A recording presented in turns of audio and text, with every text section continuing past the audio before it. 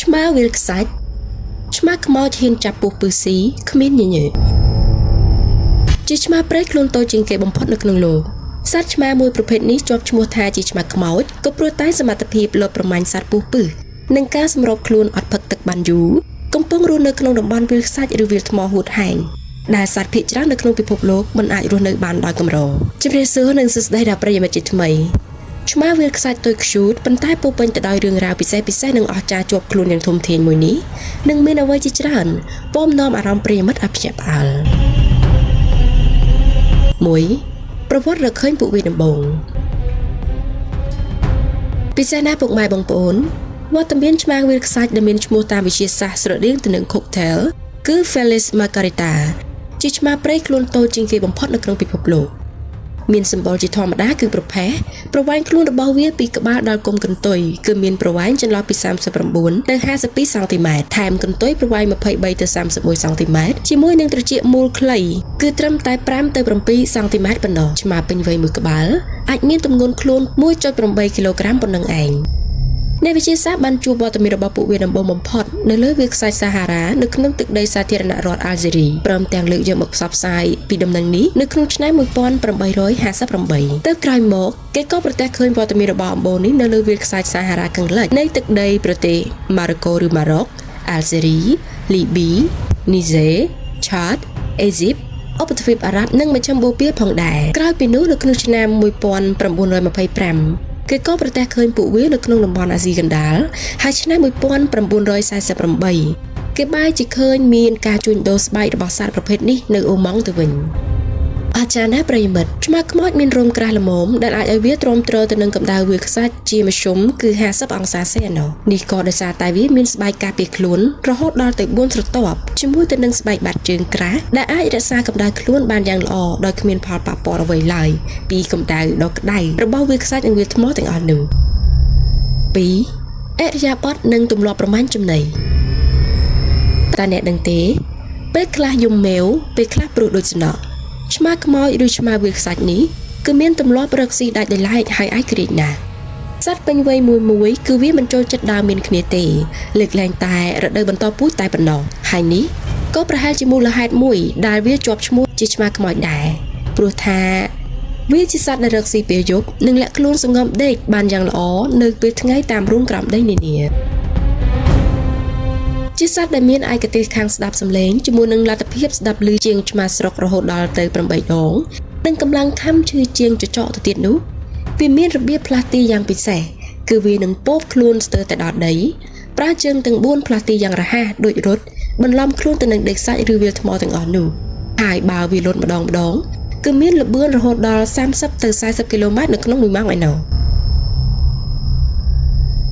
អ្វីដែលកាន់តែស័ក្តិសមថាមានឈ្មោះជាឆ្មាខ្មោចមួយទៀតនោះ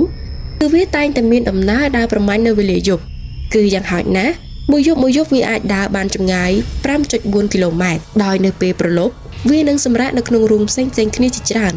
ដែលវាបានត្រៀមទុកនៅពេលដែលវាហត់នៅក្នុងដែនដីរបស់វានិងកម្រមាននរណាអាចស្មានដឹងណាស់ថាតើវានៅរូងមួយណារូងទាំងនោះជាធម្មតាគឺមានជម្រៅយ៉ាងអន់1ម៉ែត្រកន្លះដែលភាគច្រើនមានច្រកតែមួយរីឯរុនដែលមានច្រកច្រើនក៏មានដូចគ្នាដែរលោកអ្នកដឹងទេឆ្មាវាលខ្សាច់វាក៏ពុំសូវចំណាយកម្លាំងដើម្បីកាយរុនទាំងអស់នោះដែរគឺជាធម្មតាវានឹងខ្ចីរូងរបស់សត្វផ្សេងដែលបោះបង់ចោលដូចជាប្រភេទចចកកំប្រមារូងកណ្ដុរវាលខ្សាច់ឬប្រភេទសត្វកកេផ្សេងទៀតតែម្ដងក្រៅស្គាល់វត្តមានរបស់សត្វតូចខ្ជូតមួយនេះអ្នកវិទ្យាសាស្ត្រក៏កាន់តែមានកម្លាំងចិត្តនៅក្នុងការកត់ត្រាដំណើររបស់ពួកវានៅវាលខ្សាច់នៃប្រទេសអ៊ីស្រាអែលឆ្មាខ្មោចឈ្មោះមួយក្បាលមានដែនអាណាចក្ររបស់ខ្លួនរហូតដល់16គីឡូម៉ែត្រការ៉េឯណោះហើយបើនៅវាលខ្សាច់របស់ប្រទេសម៉ូរ៉ូកូវិញសត្វឈ្មោលនឹងត្រាច់ចុះនៅក្នុងចម្ងាយ 14.1 គីឡូម៉ែត្រនៅក្នុងរយៈពេល30ម៉ោងស្របពេលដែលសត្វញីនឹងត្រាច់ចុះបានចម្ងាយ 13.4 គីឡូម៉ែត្រការ៉េប៉ុណ្ណោះនៅក្នុងរយៈពេល6ថ្ងៃទស្សនិកជនការសង្កេតរបស់អ្នកសិក្សាស្រាវជ្រាវបានកត់ត្រាថាកាលពីឆ្នាំ2018មានឆ្មាវាលខ្សាច់នេះមួយចំនួនតូចតែងតែមកសម្រាកនៅក្នុងប្លុកសម្បុកសត្វក្អែកកពណ៌ត្នោតដែលវាកាច់ជុំគ្នានៅលើដើមអាកាសយ៉ាមួយដែលមានឈ្មោះថា Umbralton នៅក្នុងទឹកដីវាលខ្សាច់សាហារ៉ារបស់ប្រទេសម៉ារ៉ុកចំណីរបស់កំពូលសត្វជ្រលើមនេះគឺអាស្រ័យទៅតាមតំបន់ដែលវារស់នៅដូចគ្នាហើយជាទូទៅគឺវានឹងប្រមាញ់ចាប់សត្វដូចជាសត្វកកេតូច កូនទន្សាយប្រភេទ Capra ក្រុមបក្សី Greater Hopulog ពពួកបង្គួយតាមវាលខ្សាច់ដែលពួកវារស់នៅប្រឹងតែហ៊ានចាប់ស៊ីពស់ពើដែលមានឈ្មោះថា Seraptes Vipers ដោយគ្មានញញើទៀតផងព្រោះតែវាជឿជាក់ទៅលើសមត្ថភាពប្រមាញ់លឿនដោយផ្លេចបន្ទោរបស់វាតែម្ដង 3. កូនចៅចំនួនថ្មីរបស់ឆ្មាខ្មោចដល់វ័យបន្តពូជពេលណាមួយរដូវកាលបន្តពូជនោះនឹងអនុញ្ញាតឲ្យឆ្មាញីផ្ទុកអរម៉ូនបន្តពូជឈ្មោះថា Oestrus នៅក្នុងរយៈពេលត្រឹមតែ5ទៅ6ថ្ងៃប៉ុណ្ណោះម្ដងវាអាចបង្កើតកូនបាន2ទៅ3ក្បាលក្រោយវាជួបជាមួយនឹងសត្វឈ្មោះហើយរួមមានត្រីរួចវាត្រូវការចំណាយពេលចន្លោះពី59ទៅ66ថ្ងៃដើម្បីពពោះកូនឆ្មាខ្មោចកត់ថ្មីគឺមានទម្ងន់ត្រឹមតែ39ទៅ80ក្រាមជាមួយនឹងខ្លួនលឿងអុចឬក្រហមតែម្ដងប៉ុន្តែពិសេសណាស់ពុកម៉ែបងប្អូនពួកវាគឺមានការលូតលាស់លឿនណាស់ដោយនៅក្នុងរយៈពេលត្រឹមតែ5ទៅ6ខែ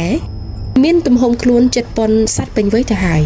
ពិសេសគឺវាអាចនឹងចាប់ផ្ដើមបន្តពូជបាននៅពេលដែលវាមានអាយុគ្រប់1ឆ្នាំតំបន់ខ្លះឆ្មាញីមួយក្បាលអាចបង្កើតកូនបាន2ដងឯណោះនៅក្នុង1ឆ្នាំប៉ុន្តែនៅក្នុងឆ្នាំ2007កូនឆ្មាខ្សាច់ដែលគេមើលថែនៅក្នុងសួនសត្វជាសកលចំនួន228ក្បាលគឺមានតែ 61% ឬស្មើនឹង139ក្បាលប៉ុណ្ណោះដែលមានលទ្ធភាពរស់បានអាយុ1ខែក្រៅពីនោះវាគឺនឹងបាត់បង់ទៅដោយសារតែកើតជាមួយនឹងមេថ្មីថ្មោងសម្រាប់អំបូរមួយនេះជាកំណត់ត្រាទូទៅពួកវាអាចមានលទ្ធភាពរស់បានគឺរហូតដល់13ឆ្នាំឯណោះ 4. ការគំរាមកំហែងទោះបីមើលទៅដូចជា slot ហើយស្រស់ស្អាតតាក់ទាញប៉ុន្តែអំបូរនេះគឺមិនស័ក្តិសមទៅនឹងការយកទៅចិញ្ចឹមតាមផ្ទះនោះទេលោកអ្នកដឹងទេឆ្មាខ្មោចរបស់យើងត្បិតថាហាក់ខ្លាំងក្លាច្រើនរឿងរស់នៅពូកែសម្របខ្លួនទៅនឹងអាកាសធាតុអាក្រក់យ៉ាងណាក្តីប៉ុន្តែវាឆាប់រងឥទ្ធិពលពីជំងឺខ្លាំងណាស់ជំងឺដែលពំនាំឲ្យពួកវាពីបណ្ដាសត្វផ្សេងឬពីបក្សីបដិចរនានាដូចជាជំងឺកូវីដ ប្រភេទ Felin Leishmania អាចបណ្ដាលឲ្យពួកវាកើតជំងឺមហារីកហើយចំពោះ Toxoplasmosis វិញវានឹងធ្វើឲ្យពួកវាកើតជំងឺឆ្កែឆ្កួតដែលជំងឺទាំងពីរនេះនាំឲ្យចំនួនរបស់ពួកវាបាត់បង់ខ្លាំងក្រៅពីបាត់បង់ជម្រកនិងការប្រែប្រួលអាកាសធាតុជ្រុលហួសហេតុការប្រមាញ់ដោយគ្មានច្បាប់ណាហាមឃាត់ពីបណ្ដាប្រទេសអេស៊ីបម៉ាលីម៉ារ៉ុកអូម៉ង់ស៊ូបាឌីអារ៉ាប៊ីនិងអារ៉ាប់អេមីរ៉េតក៏ជាមូលហេតុធំបំផុតនាំឲ្យពួកវាចាត់ចូលជាពូជសត្វប្រឈមទៅនឹងការផុតពូជរបស់អង្គការ IUCN ដូចគ្នាដែរ